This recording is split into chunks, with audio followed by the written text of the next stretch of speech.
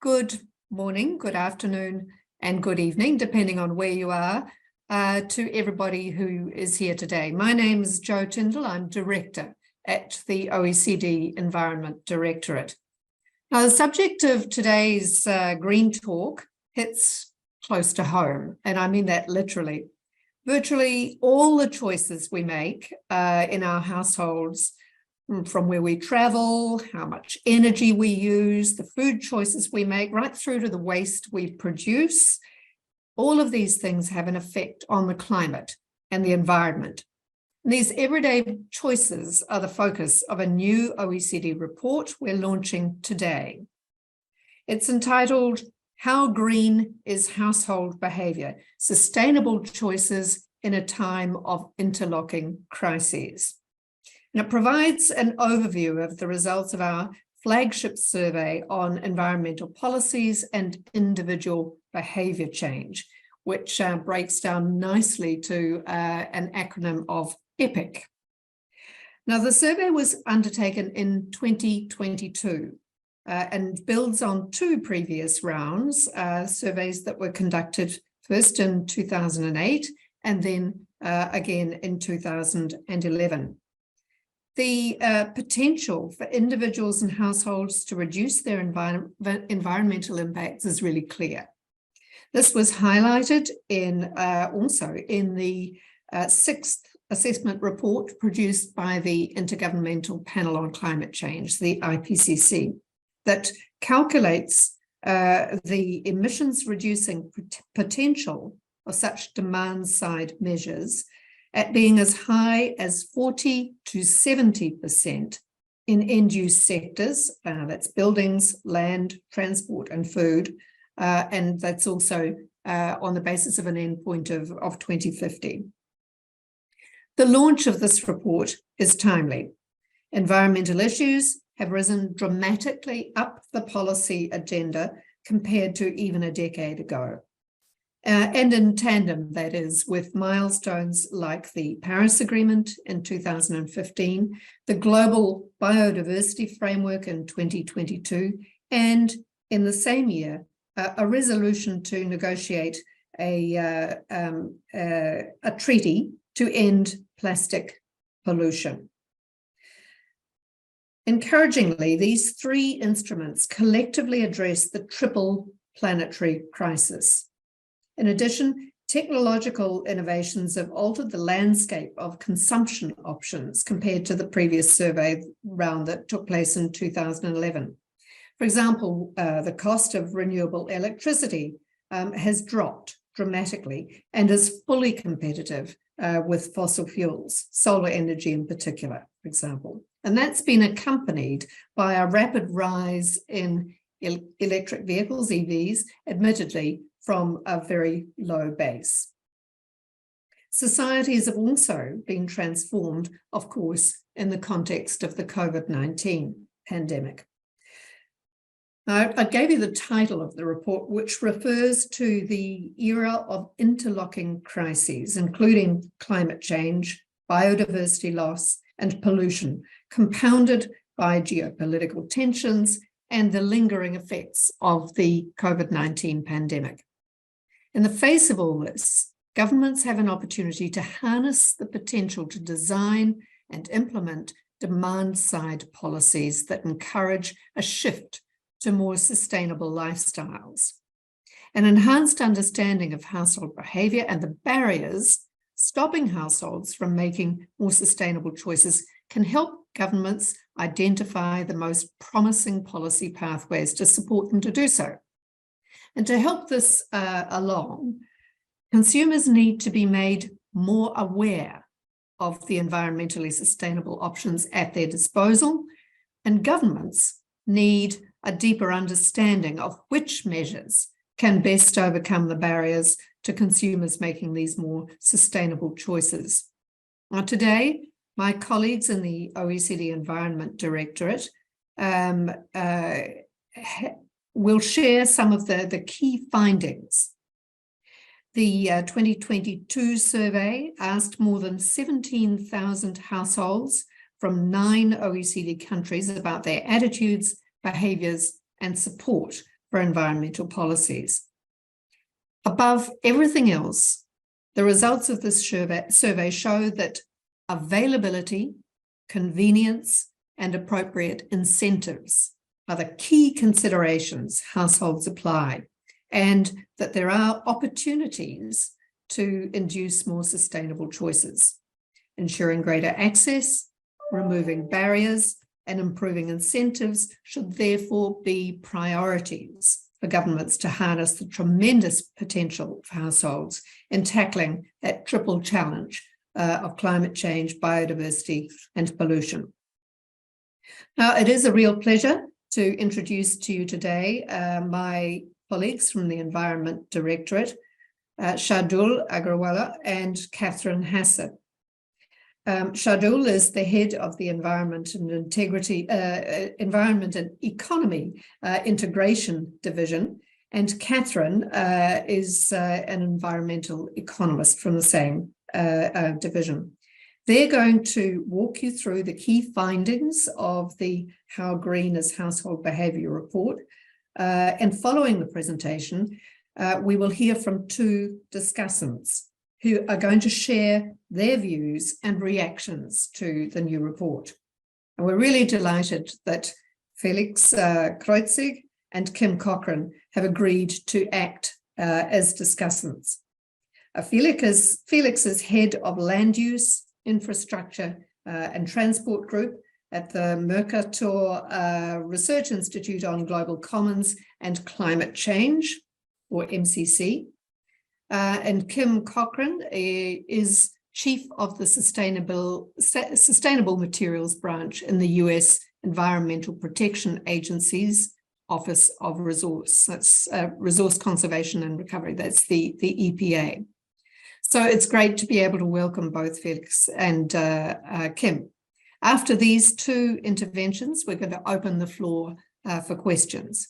And for those of you joining online, you can send questions at any time during this event using the Q&A function in Zoom, and we'll try to address as many of them as possible within the time available. So without further ado, I'm going to pass the floor to Shardul and Catherine, who will now present the key findings of the report. Over to you. Thanks very much, Jo, and good afternoon to all of you from Paris. I'm going to do this presentation jointly with Catherine Hassett, and I'm going to share my screen now.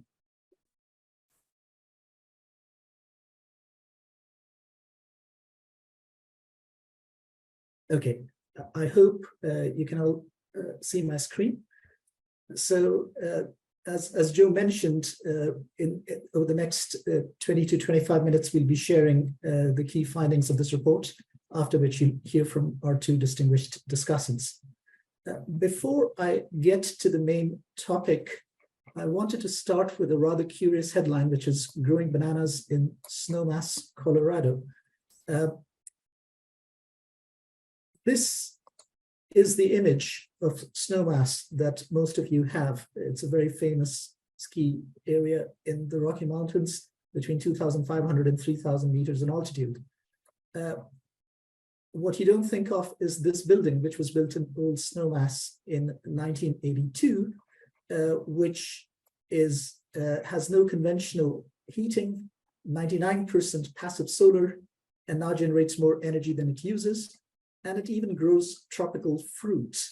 And this is the photograph of the person who built this building, a famous energy scientist, Amory Lovins, and one of his banana harvests. So the first point I wanted to make was that demand-side management is not something new. The main challenge is that systemic change in our environmental behaviors has proved elusive to make a big impact so far. And we've had several waves of interest in policies and other initiatives to change our behavior in terms of its impacts on the environment. In 1972, there was a very famous publication, Limits to Growth, which pointed to the planetary impacts of overconsumption and the impact it might have on resources. Real and fairly dramatic changes in behavior were triggered as a result of the oil embargo and later the Iranian crisis in the 1970s. And that led to a whole suite of energy efficiency policies being put firmly on the map in the coming decades. There were also regulations like reducing speed limits, which were immediately enacted, again, to influence behavior. And since then, we have seen various environmental taxes and charges. There have also been information schemes oriented at the consumer. They started with simple labeling schemes, and more recently with product environmental footprinting. And over the past 2 decades or so, there's been a lot of interest in policy and academic circles in using nudges and behavioral interventions as well. And most recently, in the wake of the global financial crisis first and the COVID-19 pandemic, there's been a lot of attention to greening of fiscal stimulus packages. And there are a whole raft of measures oriented at demand-side management as part of these packages.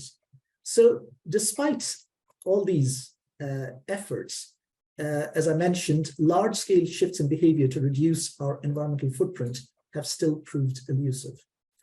Now, just breaking down what we mean by environmentally beneficial behavior change, it's not rocket science. It's got 3 components, and the legacy of these components is from the transportation area, but they've been generalized to broader sustainability research.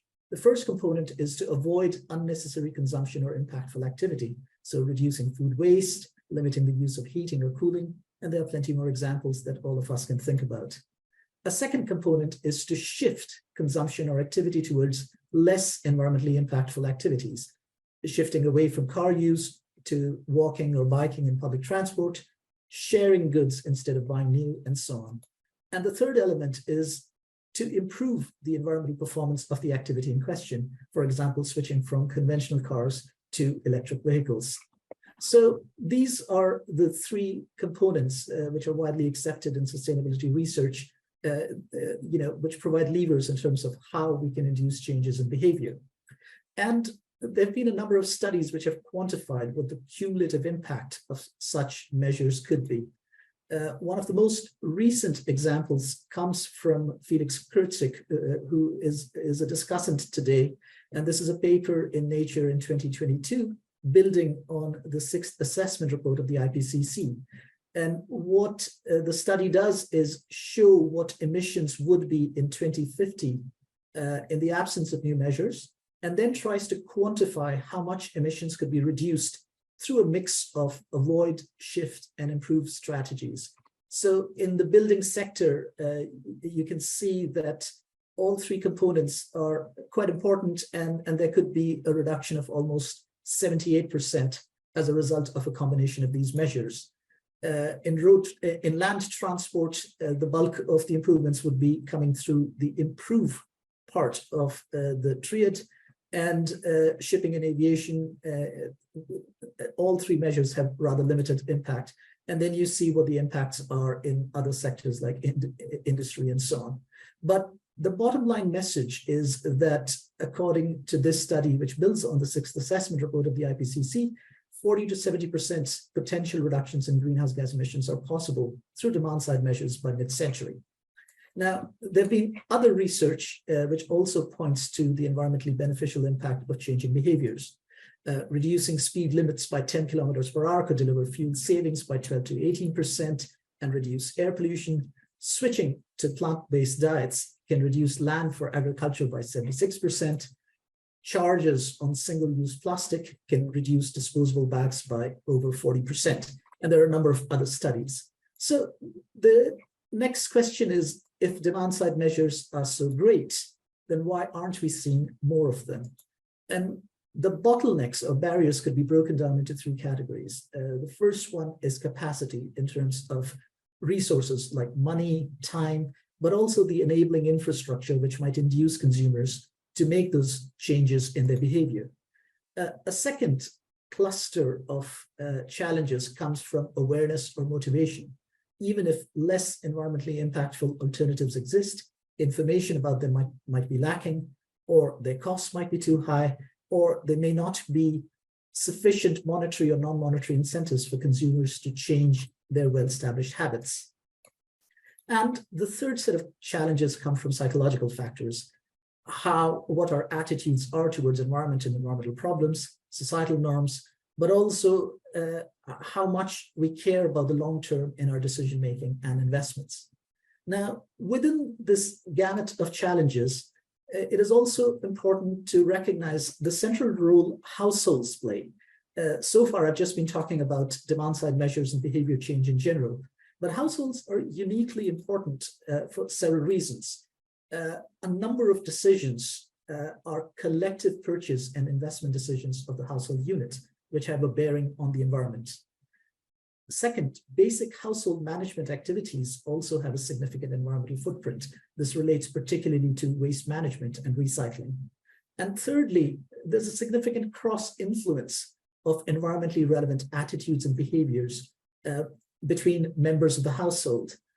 Initially, one might have said it's from the adults to the children, but increasingly so, it's a two-way interaction where a number of adults now say that an increase in environmental consciousness or shift towards vegetarian diets is actually triggered by the concerns reflected by their children. So these are all the reasons why household behavior is so critical for the environment.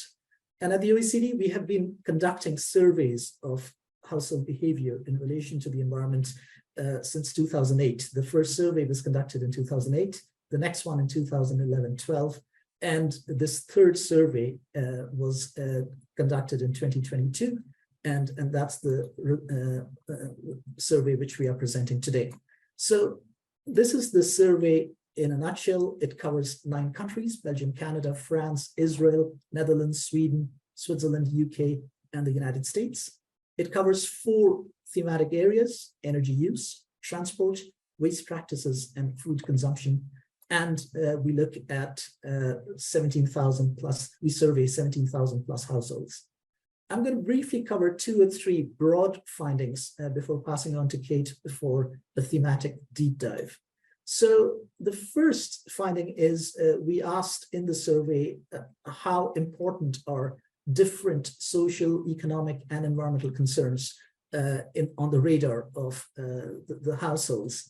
And we asked them about how important climate change and other environmental issues were, but also economic concerns, inequality, personal safety, political tensions, public health issues, and so on. And what we found, if we take an average across the 9 countries, is that economic and personal safety concerns were ranked significantly higher, followed by climate change and environmental issues, but also the other issues we looked at. Now, in terms of the spread across the 9 countries, 2 of the countries actually ranked climate and environmental issues higher than economic and social concerns, and these are Switzerland and France. And for the other countries, the trend was in the other direction. A couple of other points: economic concerns and personal safety were significantly higher on the radar for the respondents in the US and Israel. And another point, if you look at the dark purple dots, is that for most of the issues which we posed in the questionnaire, the respondents for Netherlands were generally at the low end of the spectrum on all of the responses. So these are just some of the interesting findings from these broad responses to what are issues of concern to the households. Then we had a range of statements related to the environment, like protecting the environment can boost the economy, I'm willing to make compromises in my lifestyle for the benefit of the environment, and so on. And we asked respondents whether they agree or strongly agree with those statements, they disagree or strongly disagree, or they are somewhat neutral to those statements. And I'd like to highlight this conclusion: I'm willing to make compromises in my lifestyle for the benefit of the environment, where over 65% of the respondents agreed or strongly agreed with that statement.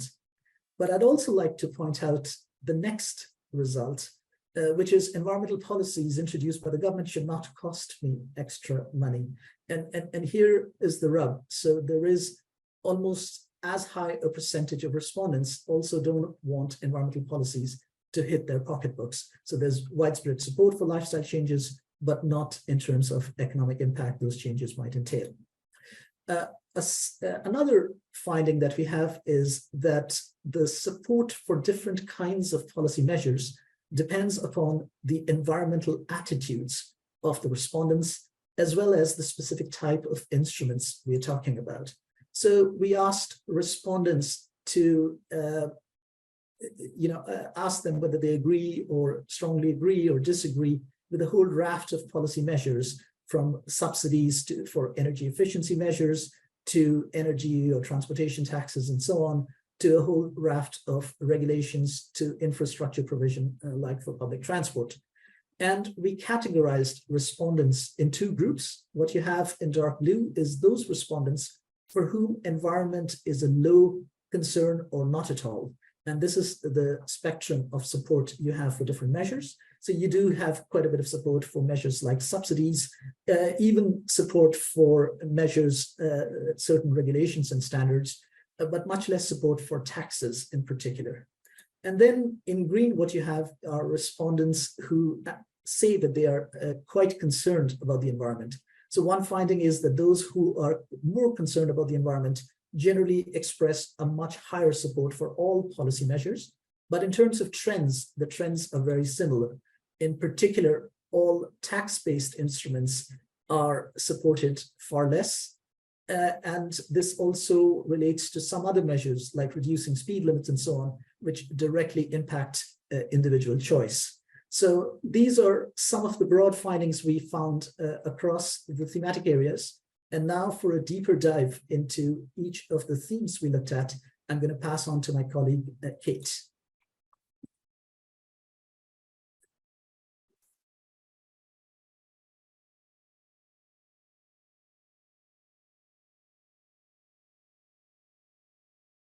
Thanks very much, Shardul.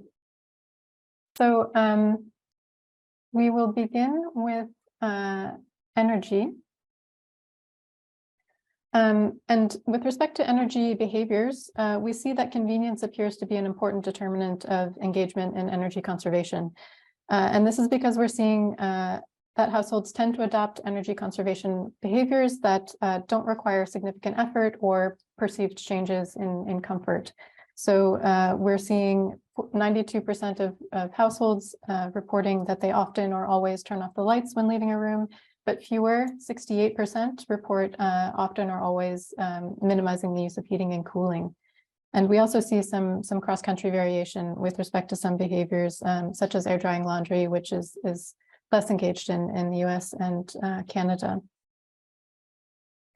And when we examine the reasons that households cite for not engaging more in energy conservation, we see that around half of these reasons include things like forgetfulness, a lack of awareness, and just a general reported difficulty in changing one's behavior. And countries are fairly similar in the extent to which the frequency with which households cite these reasons.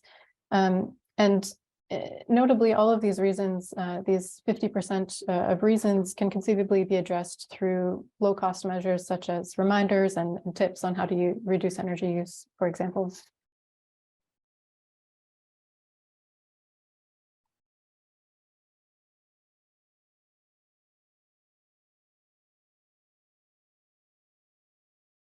All right.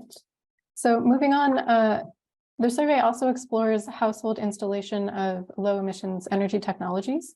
And here we see that feasibility emerges as one barrier to uptake for some households. So those living in apartment buildings, for example, are much more likely to state that the installation of these technologies is not possible in their household. And this is compared to those who live in detached houses.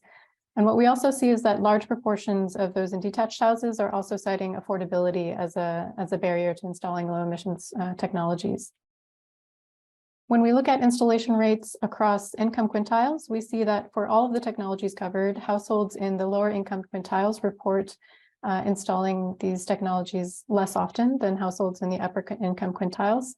And we also see that this difference is relatively smaller for lower cost items like low energy light bulbs, but it's larger for higher cost items like thermal insulation. So these findings point to affordability as a second barrier to the installation of low emissions technologies. With respect to transport, when we examine how people travel to work in different areas, according to their reported residential location, we see that the proportion of households using cars increases as you move away from urban areas. And when it comes to public transport, we see that the proportion of households that use it decrease as you move away from urban areas. And finally, we also ask about reported use of soft modes, walking and cycling, which also decreases in rural areas compared to urban areas. And when we look at results across countries, we see that mode splits differ across countries, and this is due to contextual factors such as urban form and infrastructure provision. We see some differences. For example, the proportion of households reporting that they walk to work is greatest in the UK. Cycling is most common in the Netherlands, and car use is particularly high in Canada, Israel, and the United States. So when we look at all travel purposes, not only commuting, we see that conventional car use is quite high in the sample. 75% of households report that at least one member of their household uses a conventional car on a regular basis. And we also see that the use of conventional cars far exceeds the use of other types of vehicles. And what's more, over 80% of potential car buyers plan to buy a car that runs at least partially on fossil fuels in the next 2 years. And so this indicates a deep persistence to conventional car use in the sample. Survey responses point to a couple of key bottlenecks to address for reducing conventional car use, namely improving public transport and the availability of charging infrastructure for electric vehicles. So 54% of households report that better public transport would encourage them to use their car less. And we see that more specifically, households would like to see more frequent services, better network coverage, and lower fares. We see some spread in this across countries. There appears to be particularly high demand for improved transport services in Israel, for example. With respect to the availability of charging infrastructure, 33% of respondents overall report that there are no charging stations within 3 kilometers of where they normally park their car.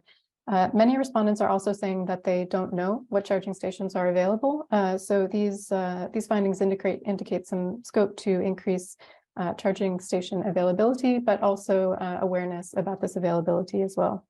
And we note that while increasing charging station availability is currently a policy priority in many countries, these reported results reflect the reported availability as of June and July 2022. So moving to waste practices, while engagement in some types of reduce and reuse practices is high, engagement in others is markedly lower. So for example, 83% of households report using reusable shopping bags. Over 50% report frequently repairing damaged items and buying products designed to be less environmentally harmful, but fewer report trying to reduce their waste by renting or borrowing items, for example. So overall, with respect to reduce and reuse behavior, we see that households are willing to engage in some lower effort activities, but they struggle to change their consumption habits more broadly. With respect to waste practices, we also see indications that convenience is a strong determinant of these practices. Households with services that collect recyclable waste at residences, on average across the sample, produce 42% less mixed waste than those without such collection services. And here we are showing an example with respect to paper and cardboard collection services in particular. Respondents are also reporting that financial incentives would motivate them to sort their recyclable and compostable waste more. And this appears to be a more important motivator for those with low environmental concern who may not be as intrinsically motivated to do so. So overall, we're seeing that convenience and to some extent financial considerations are also important in households' decisions regarding their waste practices as well. We also see that households that are charged for mixed waste generate less mixed waste and recycle more than households that are not charged. And these are findings that we aim to explore further in further work. Moving on to food consumption, we see that respondents generally prioritize factors like affordability, taste, freshness, and nutritional value over environmental considerations. So we've asked respondents about a number of priorities with respect to their food purchases. So here we have some environmental priorities and some non-environmental priorities. And on the left, we have the percentage of households rating these considerations as important when they're making their food purchases. And so when we compare responses across those with low environmental concern and high environmental concern, we see that concern for the environment effectively serves to raise the importance of environmental priorities and lower the importance of affordability. And we also see the same thing with respect to income. A second finding is that even among groups of high environmental concern and high income, we see that environmental priorities don't come close to non-environmental priorities in terms of what households are considering when they make their food purchases. So it appears that environmental concern and income can serve to close this gap in priorities, but they don't eliminate it. With respect to food systems policies, most of the respondents are indicating that they support all of the food systems policies that we've asked about in the survey. We see a high percentage of respondents agreeing with most of them, except notably for the case of a tax on meat and seafood. And this follows within the pattern of support that we are also seeing for policy support in areas for policies targeting energy use and transport. So with that, I will pass the floor back to Shardul for some final takeaways.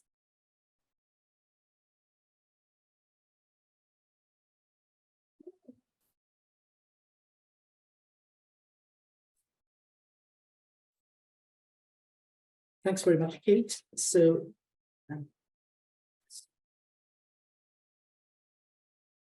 now just to conclude with some final takeaways from the survey. I think the first point that we need to bear in mind is that it's a survey and we're talking about self-reported behavior. And what past research and literature has shown is that actual actions may be even more modest than what the survey is showing. The survey does show that there's quite a bit of green behavior among households, but it appears to be limited to activities that are low effort, low cost, and convenient. The survey also points to a certain degree of cognitive dissonance. Households are willing to change on the one hand, but they don't want to pay for it. Environmental considerations also appear somewhat disconnected from certain behaviors. And here, food purchases in particular, as Kate was mentioning, stand out, where even for those who have a high concern for the environment, disconnect that concern from the parameters which they take into account when they buy food. But a central cross-cutting finding from the survey is that affordability, availability, and convenience are quite key to changing behavior. And that reinforces a number of policy priorities, such as targeted subsidies for the installation of energy efficiency, investments to improve public transport and charging infrastructure, and improving curbside collection for waste and recyclables. But I think we also need to ask is improving affordability and convenience enough to green household behavior? And here, the first point I'd like to make is that all these measures that households are signaling are eventually, have to be undertaken by governments or other actors in some way. And there's going to be a financial cost to it. And those costs may be somewhat challenging in fiscally constrained environments, at least in certain country contexts. The second issue here is that there's always a risk of offsetting by behavioral responses like rebound effects, that even if we improve energy efficiency, for example, it may end up being partly offset by increased consumption. And this was a lesson from some of the investments which were made as a result of the global financial crisis, where some of the intended impacts did not materialize, in part because of rebound effects. So I think this points to the continued importance of flanking price-based measures to provide the right economic signals at the same time as we improve infrastructure, convenience, and so on. But of course, when we implement price-based measures, we need to carefully consider environmental justice implications, and measures like recycling of revenues and so on could be very important in this context. And an open question, I think, right now is, we have seen many niche examples of behavioral nudges, but again, the question is, can we do a lot more through these low-cost behavioral nudges to green household behavior? And the final point I'd like to make is that I think if there's one lesson from the last 3 or 4 years is that behaviors might be much more elastic than previously envisaged. If we look at the dramatic changes in behavior that occurred during the COVID-19 pandemic, but also what's happening in terms of energy use as a result of the energy crisis of 2022-23, shows that societies are capable of much more significant responses than we may have previously thought. And there may be a window of opportunity for governments to better target their policy responses to effect more lasting change in behavior. So yeah, and that's the final message, which is much more optimistic, that driving more long-lasting and significant change may be more achievable than might have been implied by historical experience. So just a final slide on acknowledgements. I'd like to quickly acknowledge Kate, who you've already heard from, but Nicolina Lamhaug, who managed this project, Ioannis Tikoutis, Leah Stapper, and Rose Mbayan, who are the lead authors of this report, as well as a number of colleagues from both OECD, IEA, and the International Transport Forum, who played key roles in the survey, and a whole list of distinguished academic contributors who also contributed to the household survey. So thank you very much, and I pass the floor back to you, Joe. Well, thank you very much, Shardul and Kate. I think that was a really fascinating run through the key findings of the report. And while some of the results may seem on one level self-evident, I think when you've drilled down into the different areas, you've given us a lot of food for thought. And Shardul, thank you very much for the closing comments, the takeaways for us to focus on, because I'm sure they're going to help frame the discussion now. And I think it's also finally really telling the large number of acknowledgements that you wanted to make in your final slide there. This is the work of a large team and a big survey. So thanks for everyone contributing towards it.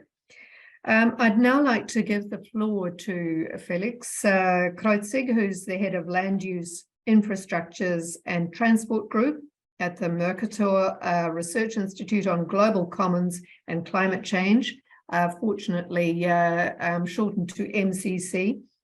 Importantly, he's also a coordinating lead author of the IPCC's AR6 Working Group 3, which did look at demand-side measures and quantifying these. So Felix, to get things started, the IPCC highlights the potential role of demand-side measures in mitigating climate change, and the new OECD report, which we've just heard, How Green is Household Behaviour. So that highlights both the barriers for such action as well as the rather range of the kind of initiatives and incentives that households respond to. So with the knowledge of both these things, where do you see the largest potential for demand-side measures in mitigating climate change and addressing the broader environmental concerns? Yeah. Thank you very much for giving me the floor, and thank you very much also for the invitation. I feel honored, and I congratulate all of you for this new report, because it advances the level of knowledge on the opportunities for consumer-based mitigation. So let me say a few remarks on your question.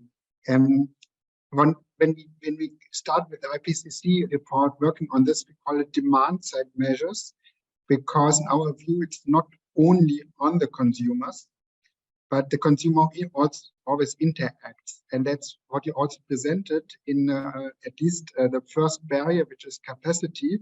It's of course monetary issues, but it's also really physical infrastructure issues. Physical infrastructure issues are most dominant in the transport domain. So like that was also reported in the survey, like people want better public transport, they want also better cycling ways, otherwise it's hard to change.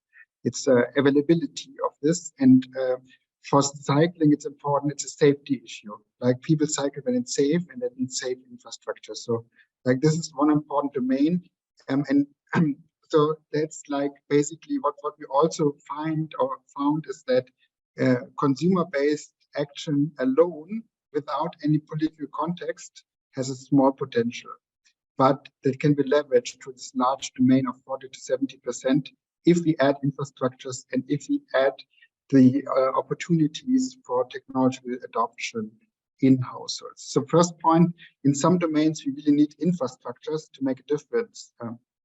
A second one, I was really surprised of the very stark difference in the replies when it came to taxation-based issues. Like the replies that you showed were like, many are supportive of many things, but when it comes to taxation, people are really opposed. And that really flies into face what economists are saying, because economists are saying this is the most effective, the single most effective thing you can do. So we have like basically a crossover, like what's effective is politically most infeasible. And this is a really big conundrum that has been observed before, but the results of the survey really highlight that. And I want to point out one direction to think about it. When has it been managed to overcome this? People, I mean, there are environmental taxation, like for example in Sweden, especially. And for example, there's a specific one in Stockholm, a congestion charge, like a specific measure. And people, I mean, the Stockholm congestion charge trial showed if you experiment, if you try it out, if people make the experience also of the benefits of such measures, they at the end may be supportive. It must be well designed, all of the procedure of that, but people can support such measure once they make experience. And so it basically means you need political courage to go into that, and we need political leaders who have this courage to go into this kind of measures. And then I want to, you also asked like where's the highest potential, and I think like the two domains stand out. I mean, like I believe transport has a lot of potential, but it needs infrastructures. If you go to food, food has the largest potential. Dietary shift is really important. Like we need to get away from, I mean, not from meat per se, but we need to get away from high consumption of red meat. Like that's the single most effective measure of all, getting away from high consumption of red meat. So it does not mean no meat, but from high consumption. And that does not require infrastructure, right? Not in the same degree. We can talk about infrastructures in restaurants, like soft nudges where like the menu highlights the vegan options, like these kind of things. These are infrastructures too. But you don't need the physical infrastructure, and it makes it more flexible. And I think a coordinated effort into this direction may be quite worthwhile. And the last thought, like if it's really like that monetary measures and taxation is so difficult, we may much more think about like a coordinated set of measures that we know from smoking. So smoking actually has the taxation background, but it also has like a prohibition of advertisement. So maybe we'll want to have prohibition of advertisement of how high CO2 intensive goods, including SUVs, for example. And it also has like a lot of visual information, like visual information on smoking packages tells the story of the health cost. And maybe we need similar things for CO2 intensive products, that the visual information of the social, but also perhaps personal cost of using these kind of items and devices becomes much more visible and experienced. And that may be one lesson that we need more into that.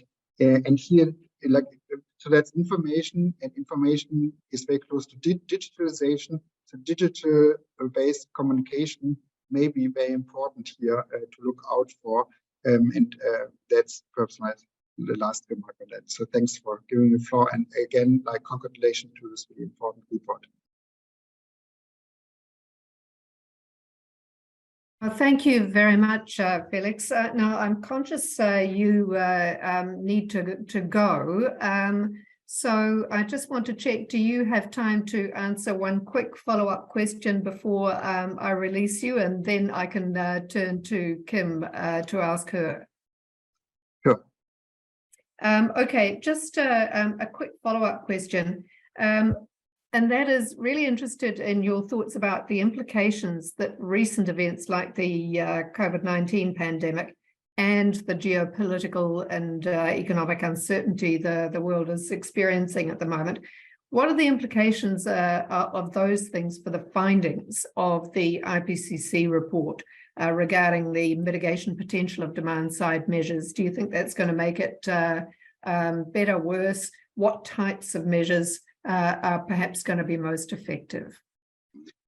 In Europe, the Russian invasion of Ukraine had an effect last year. We saw a 16% reduction of gas consumption in Germany, and it was purely savings. It was really like we have measures, and actually also industry, like half of that is industry, but also half is households, that demonstrated actually that there is a lot of potential that can also, in the short term, be leveraged. It's partially prices, but actually nobody saw the price bill, but it was communication about that. Like the politicians emphasized the importance of that. Consistent communication makes a difference. An important thing is it comes really from high-level politicians, and that make it emphasize the importance of that. And then, like, around this kind of margin, 15-20% of saving can be really leveraged also in the short term. And perhaps there we need more of this, of course, in a way that is like just and also takes care of the poor households that have not enough liquidity on their hand, but there is potential. Yeah. Oh, look, thanks very much for that, and really I do appreciate the time you've made for this. And I'm hearing a lot of support for communications. Strong and consistent communications from government, but also political courage. So that's been really useful. Thank you very much for joining us and for your insights. Before I move on, just a reminder to the audience that if you have any questions for our experts, or in fact it will be for Kim, for Shardul, or for Kate, please feel free to use the Q&A function in Zoom. Now, next I want to introduce Kim Cochran, Chief of the Sustainable Materials Branch in the US EPA, Environmental Protection Agency's Office of Resource Conservation and Recovery. Kim, we'd be really keen for you to give us some insights on the issues surrounding sustainable consumption. What issues are currently at the top of the US domestic agenda, and how can policymakers make the best use of the findings that have come out of our report? Yes, thank you so much, Joe, and thank you for having me here to be part of this launch of this incredible report. We really appreciate the considerable effort that the OECD went to develop the report and the opportunity for the United States to be part of the survey. So to address your questions, addressing climate change is a major priority of the Biden administration. Given that materials production and consumption represents about half of global greenhouse gas emissions, reducing materials use and increasing circularity can help achieve those climate change objectives. Environmental justice is another priority of the administration. We need to ensure that as we develop a more circular economy, we ensure that no one bears the brunt of pollution. We need to ensure a safe and clean environment for all. We are producing a series of strategies to build a circular economy for all in the United States. In 2021, we published a national recycling strategy, which is the first in the series, that really focuses on improving the U.S. municipal solid waste recycling system. In April, we released a draft national strategy to prevent plastic pollution, which is the second in our series and aims to eliminate the discharge of plastics into the environment by 2040. We're already hard at work at implementing these strategies. We are providing $350 million over 5 years to improve reuse, recycling, and composting infrastructure, as well as education and outreach underneath our new 2021 bipartisan infrastructure law. This law is a historic investment in health, equity, and resilience of American communities. With unprecedented funding to support waste management infrastructure and recycling programs, EPA will improve health and safety and help establish and increase recycling programs nationwide. To support communities in their efforts to improve circularity of materials, we're also working to provide data and information about how to increase circularity and reduce environmental impacts. And this is really where the EPIC survey fits in. The EPIC survey results will help us inform communities how communities can support sustainable behavior change. We need this information to craft better and more effective policies and more efficiently direct our investments. For example, the survey tells us that charging for mixed waste disposal may help incentivize reducing waste generation. Reducing waste generation is critical for reducing greenhouse gas emissions. As communities begin to think about how they can increase circularity, examining how solid waste disposal is charged and how visible those charges are to the public is worth exploring. The survey also tells us that people buy considerably fewer secondhand items or rent or borrow items. It is so easy right now to buy and purchase something brand new. We need to begin to support the infrastructure that makes reuse easy, safe, and accessible for everyone.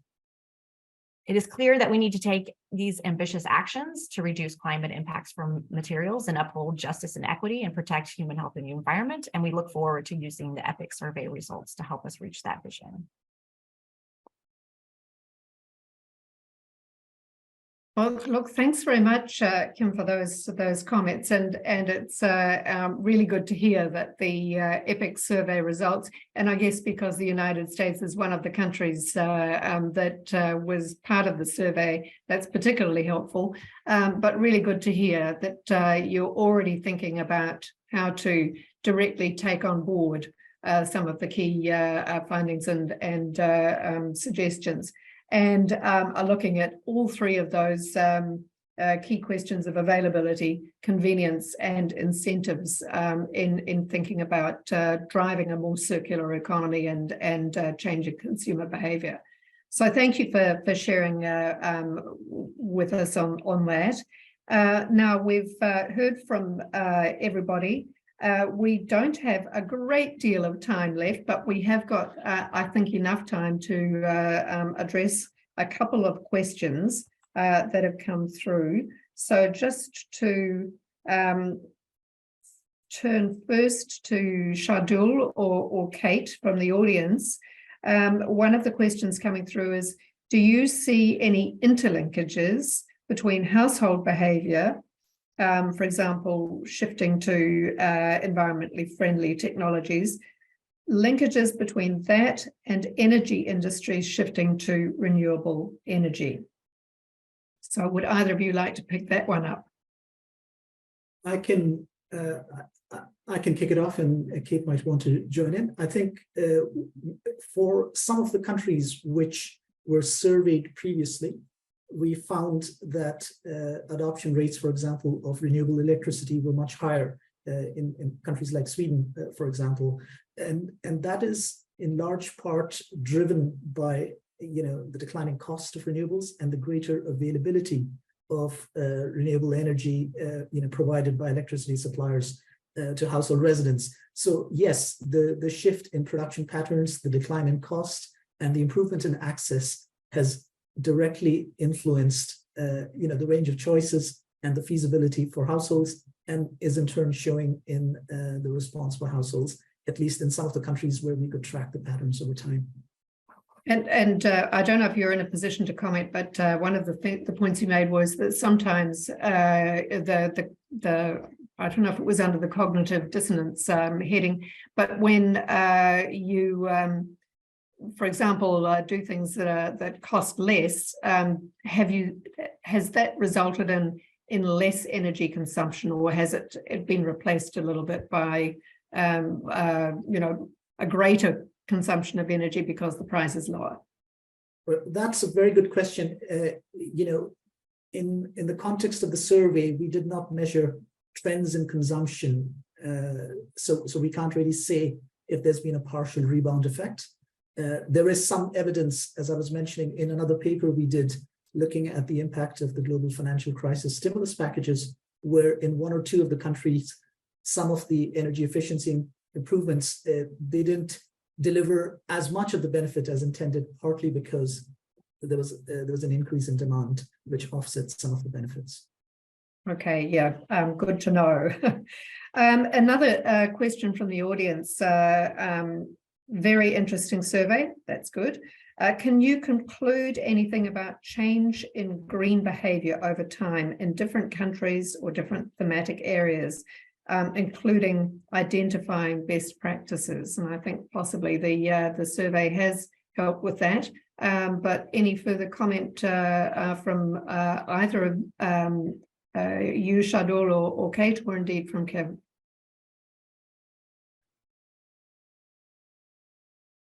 Sure. Yeah, I can respond briefly to this. So the surveys were carried out in 2008, 2011, and 2022.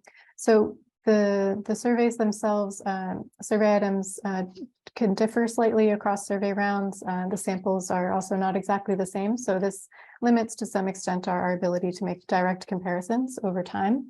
However, we do have some indications of some trends. There's an indication that renewably generated electricity has become more widely available in 2022 compared to 2011.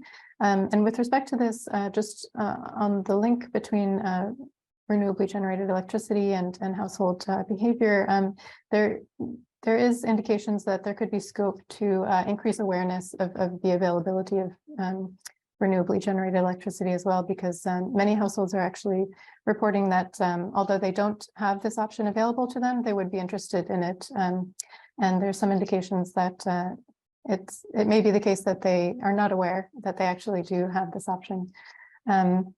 We also see reported increases in smart meter availability and increases in the collection services for recyclable waste. So those are a couple of the broad trends that we can see. Great, thank you. Now I've got a couple of quick questions for Kate. No, one for Kate and one for Kim. So I'll go to Kim first and just ask, what is the EPA's perspective on international cooperation to address the kind of priorities the US is focusing on? Yeah, I think this is a really interesting question and something that I think we think is really important. It's important that the United States knows how we fit into the global challenges that we seek to address. So we're trying to address climate change. We are now working to address plastics through a global agreement there. And there's a lot of different mechanisms or global agreements that are out there that look at resources. And it's important for the United States to figure out how we fit into that picture. So what piece of those global challenges is the US contributing to or being impacted by those different challenges? And then be able to use that information to then figure out how we address things domestically. So we're making sure that we're reducing our contribution and also our impacts domestically.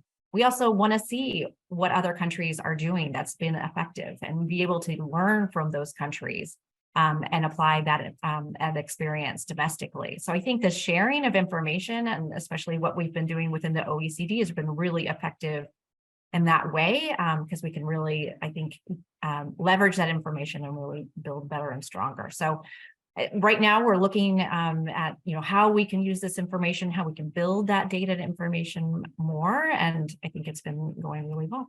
So thank you for that question. Great, thank you so much, Kim. Now I think this might be the last question, no, I've got two more. So one for Kate. Now the survey covered 17,000 households across 9 countries. And the question from the audience is, how did you ensure that the survey was representative of the population? Thanks for the question. We contracted with an external survey provider that maintains online panels of respondents in all of the countries sampled. The target sample is the general public aged 18 and over who had some involvement in responsibility for household expenses, and the sample was stratified based on quotas for income, gender, age, and region, and these were the quota was used to replicate essentially representative samples in each country according to population statistics. And we also used post-stratification weights in cases where these may have diverged in the end slightly from the population. So this was the procedure for every country, and we had 1,800 responses per country. Oh, that's really helpful and good detail to know and understand that. I'm going to finish by turning back to Shardul for a final question. Okay, this is clearly an important survey, and this has been round 3. What are the next steps from your perspective? Thanks, Joe, for the question. Now, I mean, today what we presented are essentially the descriptive highlights, the patterns we see directly from the responses.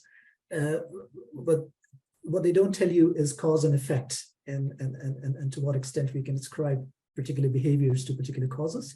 So what we're trying to do now is do a deeper dive into the data and do rigorous econometric work to look at what drives particular aspects of behavior that we've seen in this descriptive analysis that we presented today. And we're going to do these deep dives in energy. We're also doing one in transport and in food as well. And those are the 3 I know. I don't know, Kate, if there's a 4th one. So that's going to be the next step. So stay tuned. There'll be a series of more econometric papers which are going to be coming out over the next year or 2, building on the survey. Oh, that's really great to hear, because I think it's good not to just leave these things to stand, but to see where we can go with it next, and how further we can help with policy making and policy guidance in what is clearly quite a tough area to really convince consumers to change behaviour and make it easy for them to do so. So I'm conscious we are a bit over time, so I'm sorry if we haven't been able to answer or get to every one of the questions that the audience has posed, but we have got through a few of them. And to conclude, I would first like to really thank our OECD presenters, Shardul Agarwala and Kate Hassett, and also thank our discussants, Felix Klotzig and Kim Cochran. Really appreciated you sharing your valuable insights and setting out the key priorities for the future, particularly Kim as policy makers. The key messages from the extensive data collected through our survey are that availability, convenience, and appropriate incentives are the key factors that can help households to make environmentally sound decisions. I hope the report is going to be a valuable resource for governments as well as for other stakeholders in forming strategies to support households in their shift to making sustainable choices. Now, against the backdrop of the various pressures exerted by these interlocking crises of the COVID-19 pandemic, geopolitical tensions, and the associated energy and commodity price hikes we've been seeing. This report surveyed the landscape of household behaviour. We really hope it provides insights to inform policy approaches that are going to encourage more sustainable consumer choices. We also really intend this report to serve as a point of departure for future work that is going to examine in more detail, as Shardul indicated, the drivers of individual choices and the role of economic and policy conditions in supporting behavioural change. At the OECD, we will keep at it, exploring the determinants of household behaviour, the barriers to change in household choices, and the role governments can take in supporting households to make more sustainable choices. So to find out more about the report and the OECD's work on environmental policies and individual behaviour, please visit our dedicated website that's been linked in the chat. And finally, thank you all participants online. We hope you found the discussions really to be stimulating and useful, and we look forward to seeing you at future events. Please don't hesitate to follow up directly with us at the OECD if you have burning questions you'd like to be answered. So thank you, everyone, and enjoy the rest of your day, however much might be left of it. Thank you, and good afternoon, good morning, goodbye.